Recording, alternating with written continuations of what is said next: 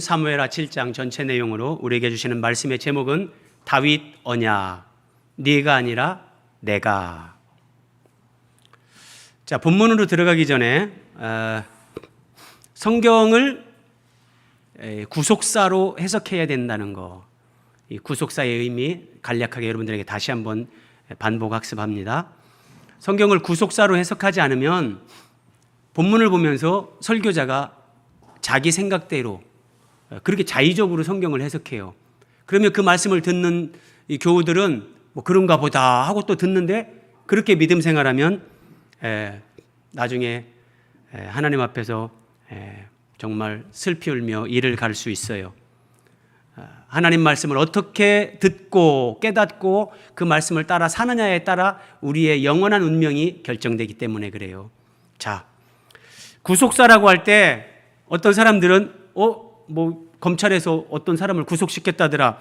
자, 그런 구속이 아닙니다. 한자를 잘 보세요.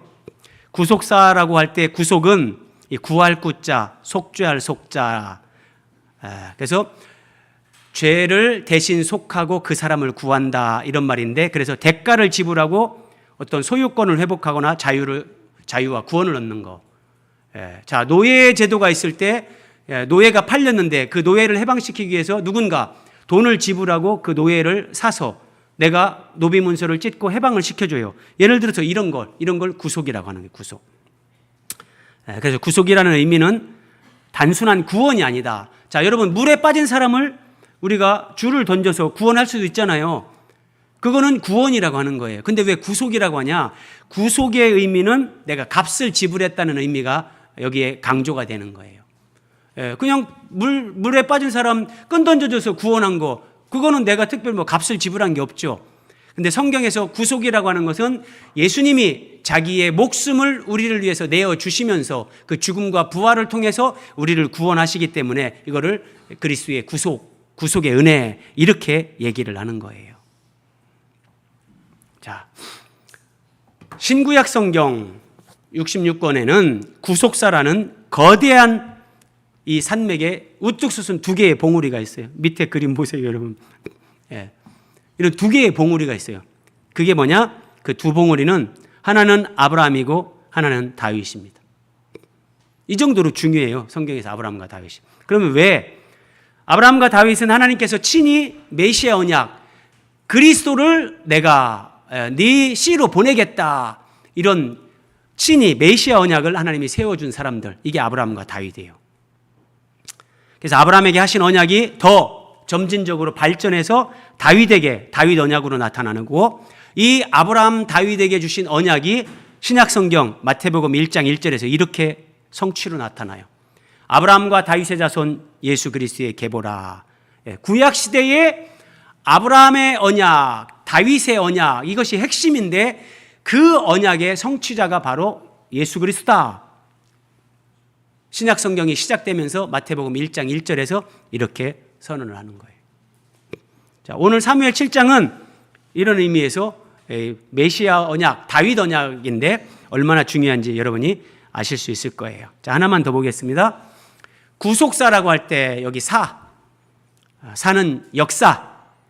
역사를 의미하지만, 이게 구속에다가 그 역사가 붙으면 성경에서 창세기부터 요한계시록까지 여러분 수많은 사건, 사고, 인물들이 성경에 기록되고 있지만, 이 모든 것이 성경을 구속사로 보면 이게 그냥 각기 점이 하나씩 찍혀 있는 것이 아니라 이게 선으로 쫙 연결되어 있는 거예요. 선으로. 그래서 성경에서 어디를 펴든지 이 주제의 연속성. 그래서 설교자가 이 성경을 구속사적으로 이해하고 나면 자기 생각대로 그렇게 설교 못해요. 성경이 정말 우리에게 말씀하시는 바, 그것을 풀어서 전하는 거지 내 생각을 가지고 그렇게 못하는 거예요.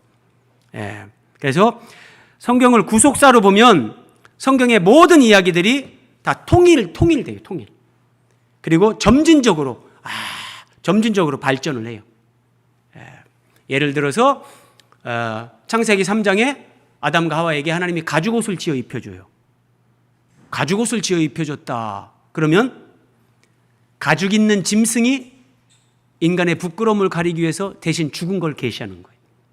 그리고 바로 4장에 가면 아벨이 양의 첫 새끼로 제사를 드렸는데 하나님이 기쁘게 받아요. 창세기 3장에 가죽 있는 짐승이 양이었겠구나, 합리적인 추론이 가능한 거예요. 이러면서 이게 출애굽기로 쭉 가가지고 6월절 양을 잡는데 양을 잡아서 피를 문설주에 바르고 이런 식으로 점진적으로, 근데 통일을 또 하나님의 계시가 발전을 하면서 이게 그래서 성경은 기승전결로 딱 하면서 예수 그리스도를 계시하고 있는 거예요. 구속사라는 것은 결국은 성경에 기록된 인류 역사, 아담으로부터 인류 역사가 쭉 기록되어 있는데 여기에 하나님의 비밀인 그리스도, 그리스도의 비밀인 교회, 그리고 하나님 나라의 완성, 이것을 성경의 통일성을 가지고 점진적으로 우리에게 깨닫도록 계시해 주는 것, 이게 성경에 나타난 하나님의 구속사. 성경은 이런 맥락 관점으로 해석해야 하나님의 의도대로 성경이 해석되는 거예요. 자, 오늘 본문을 그런 관점으로 한번 살펴볼게요. 1절입니다. 여호와께서, 하나님께서 주위의 모든 원수를 무찌르사 왕으로, 다윗이 이스라엘의 통일왕국의 왕이 되고 이제 주위의 모든 원수들을 무찌르고 궁에서 평안히 살게 됐다 얘기예요. 간단한 것 같지만 깊은 의미들이 있어요. 하나님께서 이렇게 하시는 거예요. 하나님께서 우리에게 평안히 살는 이런 은혜와 복을 주세요. 근데 이게 어떻게 가능하냐? 다윗이 하나님의 법궤를 예루살렘으로 옮겨왔잖아요. 단순하게 무슨 괴짝 하나 옮겨오는 게 아니라 그 법궤의 그룹 사이, 속죄소, 이게 하나님이 거기 좌정하시는 곳이다, 하나님이 여기 계시다, 그 상징성이 있잖아요. 하나님이 예루살렘으로 들어오시는 거예요. 하나님이 예루살렘에 들어오셔서 이제 예루살렘에서 하나님이 이스라엘을 통치하신다, 다스린다, 이거예요. 그래서 법궤, 언약궤를 예루살렘으로 다윗이 안치를 하는데 하나님이 다스리는 나라, 신정 왕국, 이것이 이제 갖춰진 거예요. 그리고 다윗은 그 하나님으로부터 말씀을 받아서 대리자로 이스라엘을 통치하는데, 이걸 우리에게 적용하면 우리가 하나님과의 관계에서 하나님의 말씀에 순종함으로 내가 하나님의 다스림을 받을 때, 하나님 말씀에 순종함으로 하나님께 내가 다스림을 받을 때, 하나님의 통치 가운데 있을 때, 그때 사람은 비로소 평안을 누린다. 여호와께서 주위의 모든 원수를 무찌르사 평안히 살게 하신 때. 네. 여러분, 돈으로 이런 평안을 사는 게 아니에요. 여러분들이 고집 부리고 내 아집으로 자기 중심으로 막 살아보세요. 제가 오늘 아침에 우리 주방에 뭐 가스에 자꾸 뭐 소리가 나고 뭐 안 돼가지고, 제가 전화를 하는데 전화를 안 받아요. 우리 가스 이렇게 공급하는 분이. 그래서 검색을 해서 주변에 다른 가스 회사에 이제 전화번호를 찾아가지고 한번 물었어요. 이럴 때는 어떻게 해야 됩니까, 사장님? 겁나더라고요. 우리하고 거래도 안 하는데 내가 왜 그런 얘기를 해줘야 되는데요? 끊으세요! 제가 겁나더라고요. 죄송합니다. 그리고 끊었는데, 그리고 나중에 그냥 제가 어떻게 하다가 막 해결이 돼서 했는데, 자, 여러분. 그런, 뭐 나랑 거래도 하지 않는데 내가 이 사람한테 뭐 친절 베풀 거 있나 막 그렇게 하면서 돈을 더 번다, 내가 조금 더 높아진다. 사람은 거기서 행복을 누리는 게 아니에요. 친절을 베풀고 내가 낮아지고 뭐 이런 데서, 하나님은 사랑이세요. 하나님은 빛이세요. 그래서 우리가 하나님의 속성과 부합할 때, 우리도 사랑을 할 때, 밝은 빛으로 나아갈 때, 그때 사람은 행복을 누리는 거예요. 네, 이거 아니고는 사람은 평안을 누릴 수가 없어요.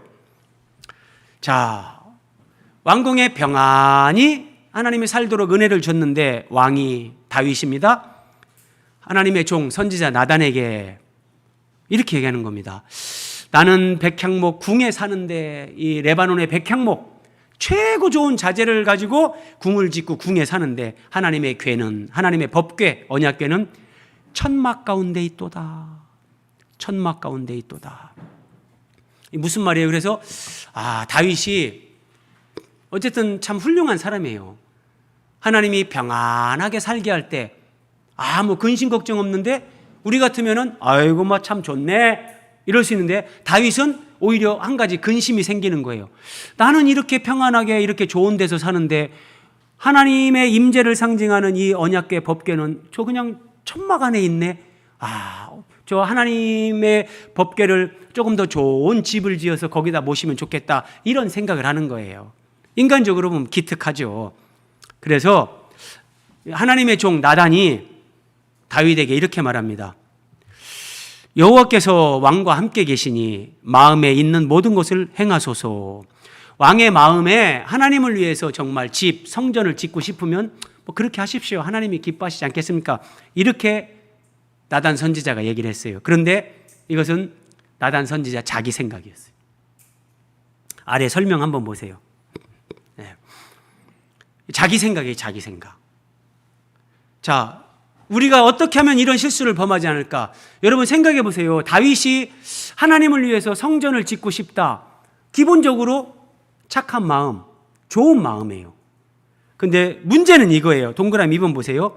우리는 항상 이 좋은 일, 착한 일, 이런 일을 할 때 여기에서 실수를 하는 거예요. 실수를. 저는 여러분들이 가끔 저에게 전화를 해서 목사님 뭐 좀 상담할 게 있어요 하고 여러분들이 뭔 얘기를 할 때 통화하면서 그 순간 저는 속으로 딱 기도합니다. 하나님, 무슨 말을 할 때 제가 어떻게 대답을 해야 될지, 하나님의 뜻대로 제가 말을 할 수 있게끔 성령께서 가르쳐 주시고 지혜를 주십시오. 제 생각을 말하지 않게 도와주십시오. 저는 통화하면서 기도하면서 그렇게 얘기를 해요. 자, 나단 선지자가 방심한 거예요. 뭐 하나님을 위해서 이렇게 하겠다는데 그 마음을 하나님이 얼마나 기쁘게 받으실까? 왕의 마음에 있는 대로 행하십시오.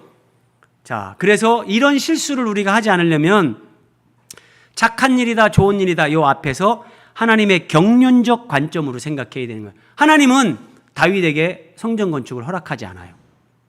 왜 허락하지 않을까요? 여러분? 뭐 역대기에 가면은 너는 피를 많이 흘렸다, 이런 말씀도 하고 그러지만 본질은 여기에 있어요. 하나님의 성전은 하나님의 아들 예수님이 짓는 거예요. 그래서 다윗이 아니라 다윗의 자손으로 오시는 그리스도가 성전을 건축하기 때문에, 그 건물 성전 얘기하는 거 아니에요. 지금 사람 성전 얘기하는 거예요. 그래서 다윗이 성전을 건축하는 것이 아니라 하나님의 경륜, 구속사적으로 보면 다윗의 아들 이제 솔로몬이 성전을 건축해야 되는 거예요. 나단이 여기까지 이해를 못한 거예요. 그래서 제가 졸업한 이 합동신학대학원, 우리 한국교회에 정말 존경받는 목사님인데 돌아가셨죠? 박윤선 박사님이라고, 우리나라 목사님들 중에 최초로 성경 주석을 쓰신 분이에요. 그 인격이 얼마나 고매한지, 병원에 돌아가시면서도 막 그 거의 무의식 상태인데도, 돌아가시기 전에도 어떤 목사님이 뵈러 이제 병원에 갔는데 그 무의식 가운데서도 뭘 암송을 하는 거예요. 뭐 간호사랑 의사는 못 알아듣죠. 이 목사님이 들었더니 히브리어, 헬라어로 하나님 말씀을 암송하는. 근데 그 박윤선 박사님이 이런 말씀을 해요. 계시 의존 사세. 우리가 어떤 생각을 할 때 하나님의 계시의 말씀을 의지해서 그 말씀에 근거해서 우리가 생각을 점검하면 우리가 오류를 범하지 않는다. 계시 의존 사세. 뭐 복잡하지만 어쨌든 그래서 하나님 말씀으로, 하나님의 경륜으로, 그러면 우리가 이런 실수를 범하지 않을 수 있어요. 자, 장막에서 행하신 하나님 한번 보세요. 그 밤에 나단 선지자가 다윗에게 왕의 마음에 있는 대로 뭐 좋은 대로 행하십시오. 그 밤에 하나님께서 이거 안 되겠다. 하나님이 즉각적으로 개입하시는 거예요. 그 밤에 여호와의 말씀이 나단에게 임하여 이르시되, 가서 내 종 다윗에게 말하기를 여호와께서 이와 같이 말씀하시되, 네가, 다윗에게 하시는 말씀이에요. 네가 나를 위하여 내가 살 집을 건축하겠느냐? 여러분 생각해 보세요. 하나님은 우주를 만드신 분이에요. 우주를 만드신 그 하나님을 사람이 어떤 건물을 하나 지어가지고 거기에 마치 살는 것처럼 한다. 그건 하나님 앞에 영광을 돌리는 것이 아니라 하나님을 제한하는, 인간의 머릿속에서 나오는 종교적인 관념이지 그걸 종교라고 하는 거예요. 하나님은 그런 하나님이 아니에요. 네가 나를 위하여 내가 살 집을 건축하겠느냐? 내가 하나님께서 그러면서 이렇게 말씀하세요. 내가 이스라엘 자손을 애굽에서 인도하여 내던 날부터 오늘까지, 출애굽할 때부터 지금 다윗 왕 때까지, 그러면 여러분 약 500년입니다. 500년. 내가 500년 동안 집에 살지 않았다. 하나님은 집에 살지 않아요. 그리고 장막, 성막 안에서 다녔다. 다녔다, 예전의 성경 개역 한글에 보면 행하였다, 이렇게 하면 행하였다. 아래 그림 보세요. 이게 성막이에요. 이게 성막. 성막인데 요 겉 덮개, 자, 이런 덮개, 쉽게 얘기해서 이게 뭐 짐승의 가죽 이런 거니까 천막이에요. 천막. 이런 의미로 이걸 장막이라고도 하고 성막이라고도 해요. 하나님은 이스라엘 백성들을 애굽에서 인도하여 날부터 지금까지 집에 살지 않고 건물에 건축되어진 그런 건물 안에 거하지 않고 장막, 성막, 하나님은 그런 천막 쪼가리 안에서 행하였다, 행했다 그래요. 여러분, 위대하고 심오한 말씀이에요. 아래 설명 보세요. 하나님은 집에 살지 않고 동그라미 2번 장막과 성막 안에서 일을 행하신 하나님. 굉장히 깊은 거예요. 자, 집은 만약에 하나님이 집에 살았다면 집은 움직일 수 없는 고정적 거주 형태. 하나님은 그냥 그 집에 갇혀 있는 거예요. 그런데 장막이라는 것은 군대의 막사처럼 언제든지 이동할 수 있는 거예요.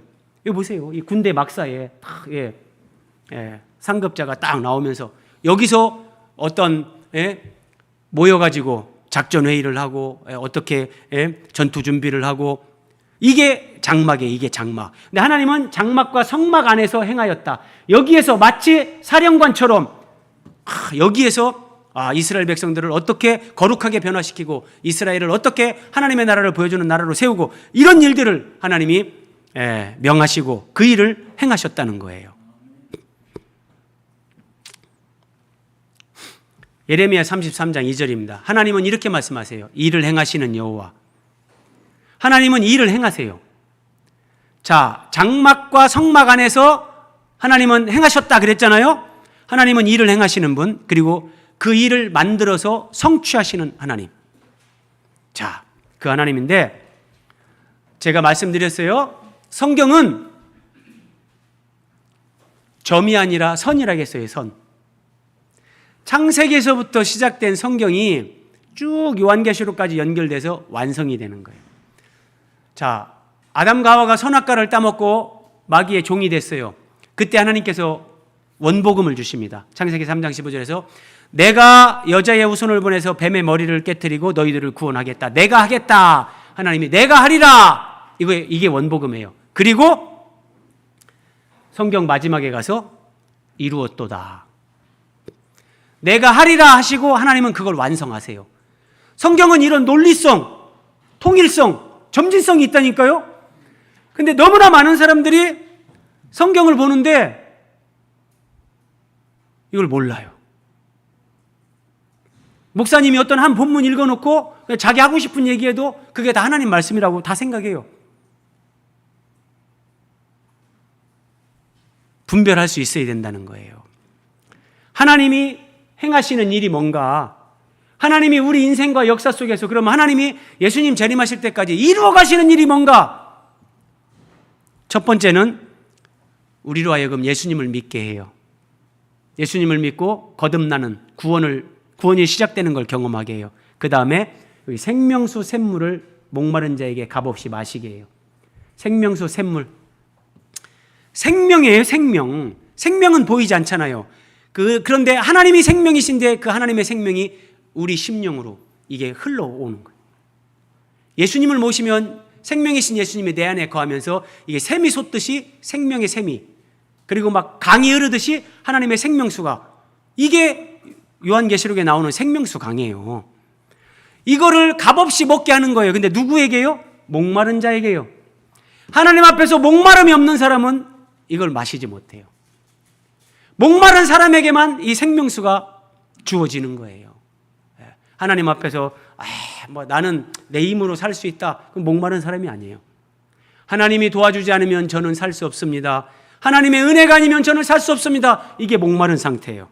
자, 그리고 하나님의 생명수, 하나님의 생명으로 충만하게 되면서 하나님의 생명과 성품이 우리 안에서 딱 이렇게 확장되게 해요. 이게 지금 하나님이 예수 믿는 사람들 안에서 이루어가는 거예요. 이게 동그라미 3번 보세요. 그래서 예수 그리스도를 믿는 믿음과 생명수를 마시는 이 은혜, 믿음과 생명수 은혜로 사람은 예수님 안에서 이기는 자가 돼요.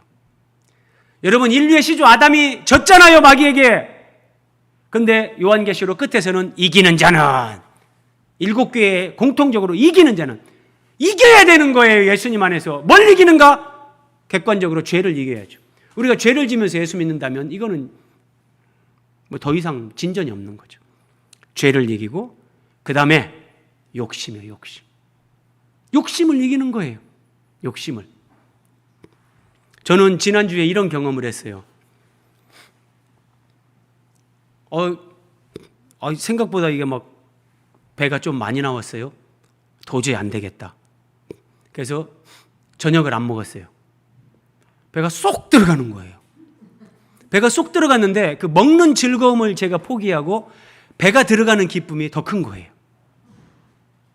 그러니까 사람은 어디서 더 큰 기쁨을 누리냐? 내가 음식을 먹는 기쁨보다 내 배가 들어가는 기쁨이 더 크면 음식을 안 먹을 수 있는 거예요. 자, 욕심. 여러분, 속지 마세요. 온통 TV에서, 언론에서 만나는 사람들마다 다 돈 얘기, 부동산 얘기. 속지 마세요. 그거 아니에요. 오히려 더 많이 가지려고 하는 그거를 내가 버리는 욕심으로부터 이기는 사람이 되고, 세상의 가치 기준. 여러분, 왜 동성애가, 기독교인들이 성경이 동성애를 죄라고 하냐? 동성애 이게 참 그리고 뭐 차별금지법이라고 해가지고 이제 동성애가 죄다 이렇게 얘기하면 목사도 이제 잡혀가는 차별금지법 이런 것이 통과되면 그렇게 돼요. 그래서 기독교인들이 그런 걸 반대를 하고 하는 건데, 인류 역사 이래로 죄를 가지고 이건 죄가 아니다, 죄를 합법화해달라 이렇게 한 게 없었는데 이게 바로 동성애예요. 다른 사람들은 양심적으로 내가 잘못하고 있지. 여러분, 남자끼리 여자끼리 그 정말 입에 담을 수 없는 그런 짓들을 하면서 우리는 사랑이다.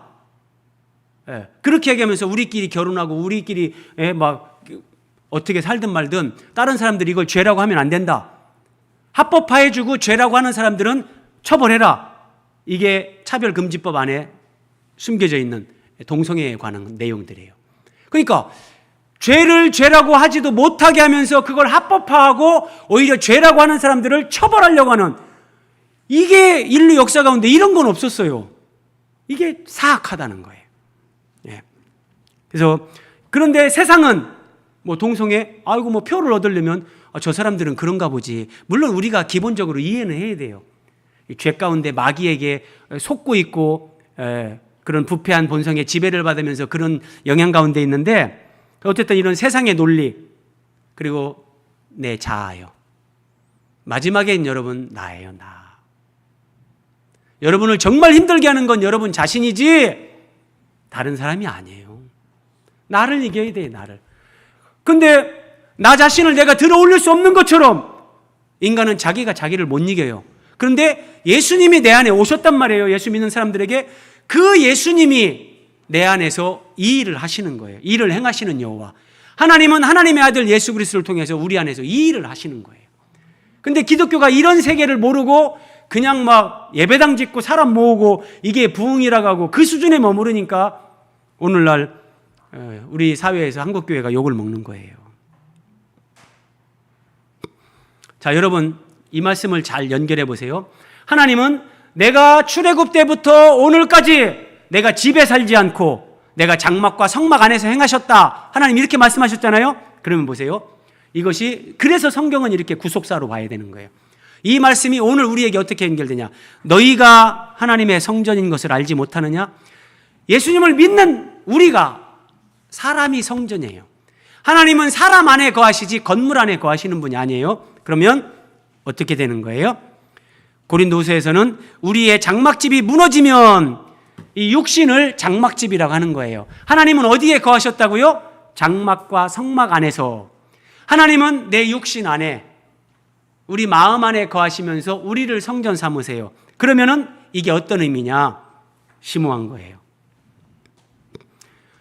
하나님은 집이 아니라, 고정된 거주 형태가 아니라 이동식, 천막 안에 사셨잖아요.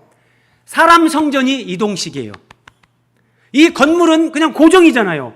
사람이 성전인데 하나님이 우리 안에 계신데 우리가 움직이는 대로 하나님은 움직이시는 거예요. 이게 이동식, 천막, 장막, 이것이 이렇게 연결되는 거예요.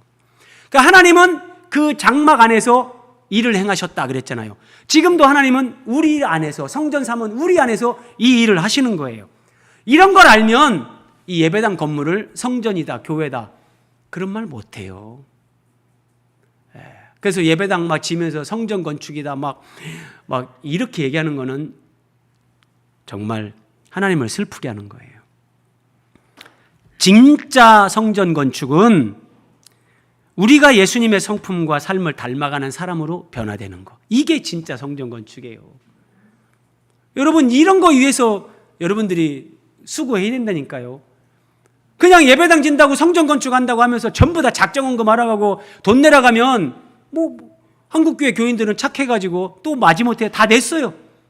어떤 사람은 막 전세금 갖다 바치고 다 했어요.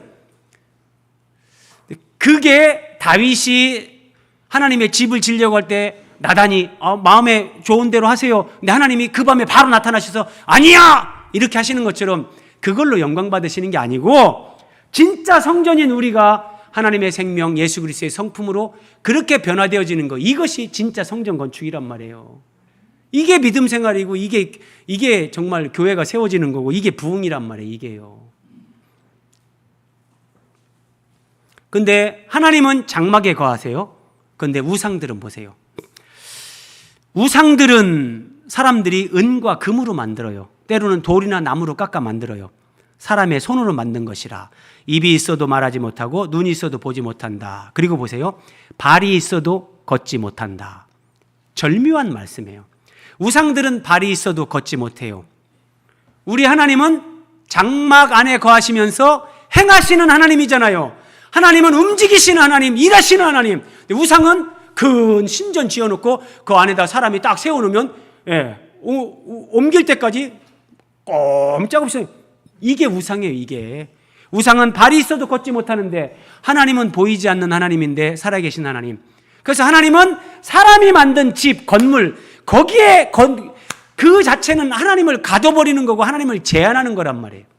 그래서 하나님은 그런 건물에 거하는 분이 아니란 말이에요.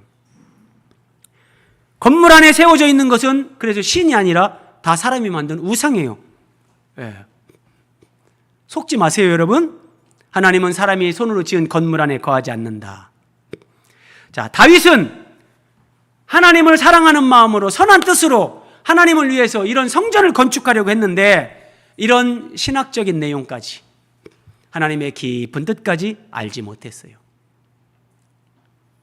그래서 여러분, 제가 여러분들에게 막 이거 해라 저거 해라, 우리 교회는 막 프로그램 돌리면서 막 사람들 정신없게 만들고 막 주중에 막 예배당에 와 살아야 되고 그런 거 안 하잖아요. 그게 본질이 아니에요. 여러분, 하나님의 장막 생각해 보세요. 성막이 있어요. 여기에 그러면 이스라엘 백성들이 이집트에서 나왔잖아요. 이집트의 스핑크스, 피라미드, 그 규모가 어마어마하잖아요. 그런 걸 보고 살았던 이스라엘 백성들이 이집트에서 나오는데 하나님이 성막 지으라게 해요. 천조가리 가지고 기둥 몇 개 세우고 뚝 둘러쳐가지고 이게 하나님 성막이다. 사람들이 볼 때는 야, 참 이스라엘의 하나님 참 허접하네. 너무 왜소하게 보이는 거죠. 근데 그게 진짜라니까요. 그게 진짜라니까요. 저는 하나님이 이런 걸 깨닫는 은혜를 주셔서 예배당 건물에 교회 시작할 때부터 저는 진짜 관심 갖지 않았다니까요. 제가 얘기해도 여러분들이 처음에 안 믿은 사람들 많을 거예요. 어떤 막 독지가가 나타나가지고 이거 임석주 목사님 막 내가 돈을 내가지고 큰 예배당을 지어드리겠습니다 라고 해도 저는 안 한다니까요. 그게 하나님을 영화롭게 하는 거고, 그게 우리 교회에 나오는 성도들을 건강하게 세우는 게 아니라니까요. 물론 하나님이 진짜 그렇게 인도를 하시는 게 교회 가운데 100% 확인이 되면 저도 제 뜻을 꺾습니다. 근데 저보고 선택하라면 저는 안 한다는 거예요. 성경에 이런 내용들을 하나님이 알게 하시니까. 그래서 하나님과 성경을 더 알아갈수록 장막에서 행하시는 하나님이 진짜 살아계신 참신이다, 이걸 아는 거예요. 근데 사람들은 종교적으로 거대한 신전을 지어놓고, 그래서 무슨 뭐 불상을 세운다 뭐를 한다 해도 동양 최대 막 황금색으로, 그래야 사람들이 한 번 더 보고 와, 아니라니까요. 자, 장막 안에서 행하시는 하나님, 놀라운 말씀이었어요. 그리고 이제 하나님이 다윗에게 언약을 주십니다. 이제 내 종 다윗에게 이와 같이 말하라. 나단 선지자를 통해서 말씀하십니다. 만군의 여호와께서 너를 양을 따르는 데에서 데려다가 내 백성 이스라엘의 주권자로 왕으로 사왔다.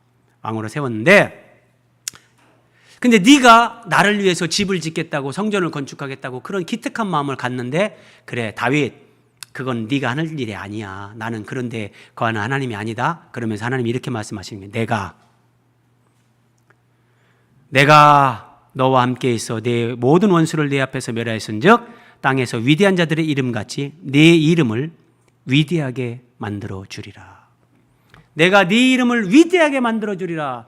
자, 다윗이 자기가 하나님을 위해서 집을 지어드리려고 했죠. 근데 하나님은 아니야, 내가 네 이름을 위대하게 만들어 주겠다. 자, 이 구속사로 봐야 되는 게 아브라함 언약과 다 일맥상통합니다. 하나님이 창세기 12장 2절에서 아브라함한테 이렇게 말씀하셨어요. 내가 너로 큰 민족을 이루고 네게 복을 주어 네 이름을 창대하게 하리라. 하나님이 이렇게 말씀하셨어요. 아브라함에게 네 이름을 창대하게 하리라. 다윗에게 네 이름을 위대하게 만들어주리라. 같은 내용이에요. 저도 성경을 모를 때, 직장 생활할 때 제가 출석하던 한 교회 목사님이 창세기 12장 2절 이 말씀을 가지고 하나님이 그 목사 자기를 내 이름을 창대하게 해준다, 뭐 이런 식으로 설교를 한 걸 기억을 해요. 그런 얘기가 아니에요. 하나님이 우리 개인을 막 창대하게 해주겠다, 네 이름이 높이 뜨게 해주겠다, 그런 말씀 하시는 하나님이 아니에요. 자, 하나님이 내가 네 이름을 창대하게 하겠다. 아브라함의 언약과 다윗 언약이 이게 같은 거예요. 일맥상통하는 거예요. 자, 그리고 또 보세요. 네가 이제 조상들과 함께 누울 때 다윗은 죽을 거예요. 네가 죽은 후에 네 몸에서 날 네 씨를 네 뒤에 세워. 그러니까 다윗의 아들, 1차적으로 솔로몬이죠. 네 씨를 네 뒤에 세워 그의 나라를 견고하게 하겠다. 창세기 22장에서는 아브라함한테 이렇게 말씀하세요. 내가 네게 큰 복을 주고 네 씨가 크게 번성하여. 자, 같은 씨가 나오죠. 아브라함의 씨, 다윗의 씨. 그리고 여기는 그의 나라, 여기는 백성을 얘기하는 거예요. 백성이 크게 번성하게 하겠다, 사람이. 그러니까 아브라함에게는 사람, 숫자를 얘기한 거고 그게 하나님 나라의 백성이에요. 다윗에게는 그의 나라. 같은 거예요. 같은 거예요. 그런데 이게 뭐냐? 아브라함과 다윗의 자손으로 오시는 예수 그리스도. 예수 그리스도의 이름을 하나님께서 모든 족속, 열방, 모든 피조물 가운데 예수님을 높이시고 그 예수님을 통해서 사람들이 구원받게 하겠다. 하나님이 이 말씀 하시는 거예요. 이게 어떻게 성취되는가 보세요. 자, 가브리엘 천사가 마리아에게 이제 수태고지를 한 후에 이렇게 얘기해요. 아들을 낳으리니 그 이름을 예수라 하라. 이 예수가 아브라함에게 얘기하고 다윗에게 말씀하신 네 씨예요. 그 씨가 아브라함, 다윗 다 쭉 연결돼 가지고 그 족보를 따라서 예수님이 유다 지파로 오시는 거예요.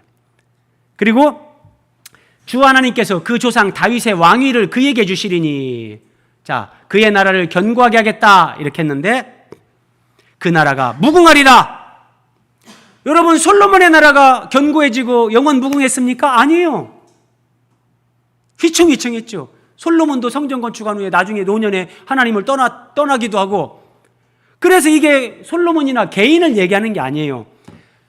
아브라함과 다윗의 자손으로 오시는 예수 그리스도께서 세우시는 하나님의 나라, 그 하나님의 나라에 사람들이 들어가게 하기 위해서 그 예수 그리스도의 이름을 창대하게 위대하게 만드시고 그 예수님을 사람들이 믿고 구원을 받아서 하나님 나라 백성으로 그들이 세워지게끔, 그래서 그 하나님의 나라는 영원한 나라, 쇠하지 않는 나라, 썩지 않는 나라.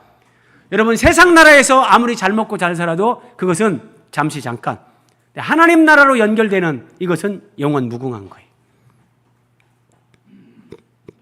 그리고 보세요.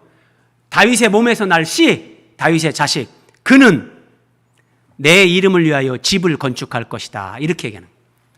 다윗이 하나님을 위해서 집을 건축하려고 했는데, 다윗아, 네가 나를 위하여 내 집을 건축하겠느냐? 아니다. 내가 너를 위해서 하겠다. 그러면서 네 몸에서 날 자식, 네 씨, 그는 1차적으로는 솔로몬이죠. 그래서 솔로몬이 성전 건축을 해요. 그런데 성경은 궁극적으로 솔로몬은 다윗의 아들이잖아요. 다윗의 자손으로 오시는 예수 그리스도가 사람 성전, 하나님이 거하시는 진짜 성전을 건축한다는 거. 하나님이 이거 말씀하시는 거예요. 이게요, 여러분, 지금부터 3000년 전에 하나님이 다윗에게 주신 다윗 언약의 말씀이에요. 다윗은 제가 지금 설명하는 이런 내용을 다윗은 다 깨달았어요. 근데 3000년이 지났는데도 지금 유대인들, 기독교인들 가운데 이런 말씀 선명하게 이해하고 믿음 생활하는 사람들 많지 않아요. 기가 찰 노릇이란 말이에요. 자, 그는 내 이름을 위하여 집을 건축할 것이다. 1차적으로 솔로몬, 궁극적으로 예수님인데, 자, 예수님이 이렇게 말씀하셨어요. 내가 이 반석 위에 내 교회를 세우겠다. 이것이 솔로몬이 하나님의 집을 건축하는 거. 교회는 살아계신 하나님의 집이요. 이 집을 건축하는 거예요. 이 집을요. 제가 말씀드렸죠. 그러면 교회가 하나님의 집인데 교회를 건축한다는 게 뭐예요? 사람을 세운다는 거예요.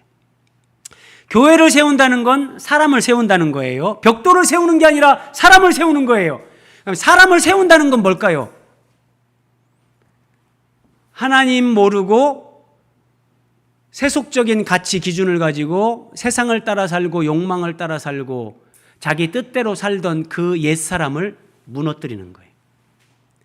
내 맘대로 돈 따라가고 욕망 따라가고 쾌락 따라가던 나를 예수님이 쳐서 꺾어버려요. 그래서 힘을 못 쓰게 만들어. 그리고 다시 세워요. 이제 돈 따라가고 세상 따라가고 욕망 따라가는 사람이 아니라 하나님을 따라 사는 사람, 의와 진리와 거룩함으로 지으심을 받은 예수님 안에 새 사람으로 우리를 세워요. 이게 예수님이 교회를 세우는 거예요. 그래서 예수 믿으면 처음에는 기뻐요. 근데 어느 순간 내 자아가 죽는 그런 과정을 겪어요. 그 과정을 겪을 때 우리는 제일 힘들어하는데 그것이 하나님의 특별한 은총이라는 걸 아셔야 됩니다. 아직 그런 자아가 죽는 고통을 겪지 않은 사람들은 걱정하지 마세요. 때가 되면 다 옵니다. 그 죽음을 경험해야 예수님 안에서 내가 세워지는 이 성전 건축, 교회 건축의 은혜를 누리는 거예요. 그리고 이것이 어떻게 완성되는가 보세요. 너희도 성령 안에서 하나님이 거하실 처소가 되기 위하여 그리스도 예수 안에서 함께 지어져 가느니라. 에베소 2장 22절. 이게 다윗의 아들 솔로몬이 하나님의 이름을 위하여 집을 건축하는 것. 하나님을 위하여 다윗의 자손으로 오신 하나님의 아들 예수님이 예수 안에서 사람들이 함께 하나님이 거하는 집으로, 교회로, 우주적인 성전으로 지어져 가게 하시는 것. 이게 다윗 언약의 성취예요. 이게요. 이걸 모르는 사람들이 솔로몬 시대 때 성전을 건축했는데 휘황찬란했거든요. 바벨론의 포로로 갔다 와가지고 제2성전 스룹바벨 성전을 건축했는데 솔로몬 성전에 비해서 규모가 형편없이 보잘것없으니까 막 노인들이 솔로몬 성전 기억하면서 막 우는 거예요. 아유, 이렇게 하나님 성전을 왜소하게 초라하게. 몰라서 그러는 거예요. 여러분, 저는 목사인데 우리가 이렇게 상가에 예배당이 있지만 저는 예배당을 큰 걸 가져야 되겠다 이런 생각을 진짜 하나님 안에서 단 한 번도 안 해요. 본질을 아니까요. 본질을 아니까. 네. 다윗이 이 다윗 언약, 하나님이 말씀하신 이런 내용들을 깨달은 걸 보세요. 오순절 성령이 임하십니다. 사도행전 2장에서. 그리고 베드로가 성령 충만한 가운데 설교합니다. 형제들아, 내가 조상 다윗에 대하여 담대히 말할 수 있다. 그는 선지자다. 하나님이 하시는 일을 미리 내다본 사람이다. 하나님이 이미 맹세하사 그 자손 중에서 한 사람을 그 위에, 왕 위에 앉게 하리라 하심을, 하나님이 말씀하셨잖아요. 그것을 알고. 이게 지금 다윗의 아들 솔로몬 얘기가 아니란 말이에요. 한 사람을 다윗의 왕 위에, 누가복음 1장에서 예수님이었잖아요. 미리 봤다. 하나님이 말씀하신 이 의미가 뭔지, 다윗의 혈통을 통해서 다윗의 자손으로 오시는 하나님의 아들 예수 그리스도, 그분이 다윗의 왕 위에 앉아서 영원히 왕노릇 하시고 하나님 나라를 다스리는 바로 그분이라는 거, 이것을 다윗은 알고 미리 봤다. 그래서 다윗은 예수 그리스도의 부활을 말했다. 시편 16편에 인용하면서 시편 16편이 예수님의 부활을 예언하는 시편. 여러분, 3000년 전에 다윗이 이런 것을 미리 알고 미리 봤어요. 미리 알고 미리 봤어요. 그래서 예수님의 부활을 얘기했다. 성경은 이런 걸 얘기하는 거예요. 성경은. 이 언약을 깨달은 다윗이 하나님 앞에 너무너무 감격하면서 찬양하는 내용이 나옵니다. 자, 11절에서 여호와가 너를 위하여 집을 짓겠다. 하나님께서 내가 하겠다 이거예요. 네가 나를 위해서 하겠다고, 아니야, 내가 너를 위해서 하겠다. 하나님 이렇게 말씀하시는 거. 그리고 보세요. 이제 18절에서 다윗 왕이 여호와 앞에 들어가 앉아서. 다윗은 왕입니다. 왕의 보좌에서 내려옵니다. 편안하게 누울 수도 있고 다 할 수 있는데 하나님 앞에 나아가서 하나님 앞에 그냥 쭈그리고 앉았습니다. 그리고 여호와여, 하나님, 도대체 나는 누구고? 나는 누구고? 우리 집은 도대체 뭔데? 나를 여기까지 이르게 하셨나이까? 하나님이 내가 너를 위하여 집을 짓겠다. 내 집이 무엇인데 하나님 나를 여기까지 이르게 하셨습니까? 눈물 나는 말씀입니다. 다윗은 하나님, 저는 부모에게도 버림받았고 맹수와 싸우면서 양의 새끼들을 지키던, 정말 짐승의 그 분뇨를 치우면서 사는 그런 목동으로 살다가 끝날 내 인생인데 하나님이 저를 택하시고 부르셔서 이스라엘의 왕으로 세우시고, 그것이 끝이 아니라 내가 뭔데, 우리 집이 뭔데, 우리 집안 혈통을 통해서 하나님의 아들을 세상에 보내서 구원한다고 하시고, 하나님, 나는 누구고 내 집은 무엇이간데 나를 여기까지 이런 은혜를 베푸십니까? 이 고백이라니까요. 우리말로 하면 하나님 웬 말입니까? 웬 은혜입니까? 그 찬송가 가사, 늘으로도 눈물로써 못 갚을 줄 알아 몸밖에 드릴 것 없어 이 몸 바칩니다. 지금 다윗의 심정이 이런 고백이에요. 하나님 웬 은혜입니까? 하나님 이게 도대체 웬 은혜입니까? 여러분 이런 생각 안 드세요? 저는 제가 어떻게 지금 목사로 살고 있지? 저도 직장 생활하던 사람인데 제가 어떻게 하나님의 말씀을 이런 식으로 풀어서 이렇게 설교하는 이런 목사가 됐지? 저는 하나님 앞에서 제가 자랑할 게 정말 티끌만큼도 없다는 걸 알기 때문에 하나님 정말 웬 은혜입니까? 저같이 부족하고 무지하고 어리석은 인생을 부르셔서 이런 하나님의 생명의 말씀을 전하고 예수 그리스도의 몸된 교회를 세우는 이런 목사로 세워주셨는데 하나님 이게 웬 은혜입니까? 예배당 짓고 싶어서 안다라는 사람들이 많은데 그 예배당 건물이 본질이 아니라는 걸 깨닫고 거기서 벗어나게 해주시고, 돈이 행복이, 돈이 성공이 아니라는 거 알고 예수님으로 살아가는 거, 예수님 닮아가는 것이 인생 최고의 복이라는 거, 이걸 알게 하시고 그 삶을 살아가도록 이렇게 은혜 주신 하나님 웬 은혜입니까? 웬 은혜입니까? 저는 죽을 때까지 정말 가난하고 내가 원하는 거, 내가 세상에서 뭐 누리는 거 없어도 하나님 내 평생 내 생명 다하기까지 하나님 앞에 이렇게 살아도 저는 감사밖에 없습니다. 이 고백이 제 고백으로 나오는 거예요. 이 다윗의 고백이라니까요. 네. 나는 누구고 내 집이 무엇인데 여기까지 이르도록 하나님 이 은혜를 베푸셨습니까? 여러분, 다윗만 그렇고 저만 그렇습니까? 여러분도 생각해 보세요. 뭐가 없고 아니에요. 하나님이 주셔서 있는 거 진리 안에서 얼마나 풍성한데요. 그래서 마치 하나님으로부터 아무것도 받은 거 없고 에이 죽을 때 천국이나 가고 지금은 아무것도 없는 것처럼 자, 가난한 의식으로 살아가는 그리스도인들이 많습니다. 의식을 바꿔야 되는 거예요. 여러분들에게 10억 100억 주면은 하나님 앞에 감사 찬양하겠습니까? 10억 100억이 중요합니까? 예수 그리스도의 생명, 예수 그리스도의 인격, 예수 그리스도의 삶을 따라가는 것이 더 소중합니까? 여러분들이 만약에 돈에다가 우선순위를 둔다면 여러분들의 그 가치 기준이 잘못돼서 불행한 거지, 하나님은 우리에게 다 주셨다니까요. 넘치도록 주셨어요. 넘치도록. 오늘 집에 가시면 다윗처럼 하나님 앞에 딱 혼자 앉아가지고 이런 기도해 보세요. 진짜 하나님, 나는 누구고 내 집은 뭔데 여기까지 인도하시고 이런 말씀 듣고 이런 믿음 생활을 하도록 이 은혜를 주십니까? 이 말씀 보세요. 참 놀라운 말씀이에요. 19절, 주 여호와여, 주께서, 다윗이 고백하는 겁니다. 하나님께서 이것을 오히려 적게 여기시고, 이게 뭐냐? 이것, 다윗을 하나님이 택하셔서 이스라엘의 왕으로 세우신 거, 이거 얘기하는 거예요. 이걸 하나님은 적게 여기세요. 여러분, 목동을 불러서 한 나라의 왕으로 세웠는데 우리가 생각할 때는 우와, 이 다윗하고 우리하고 차이예요. 다윗은 하나님이 이것을 적게 여기시고, 우리는 왕이 됐다, 국회의원이 됐다, 막 큰 집으로 이사 갔다, 와, 그게 아니라니까요. 다윗을 이스라엘의 왕으로 세웠는데 그것도 오히려 적게 여겨. 이건 큰 게 아니에요. 세상에서 조금 더 돈 많고 무슨 그게 큰 게 아니라니까요. 이것을 오히려 적게 여기시고 종의 집에 있을 먼 장래의 일까지도 말씀하셨나이다.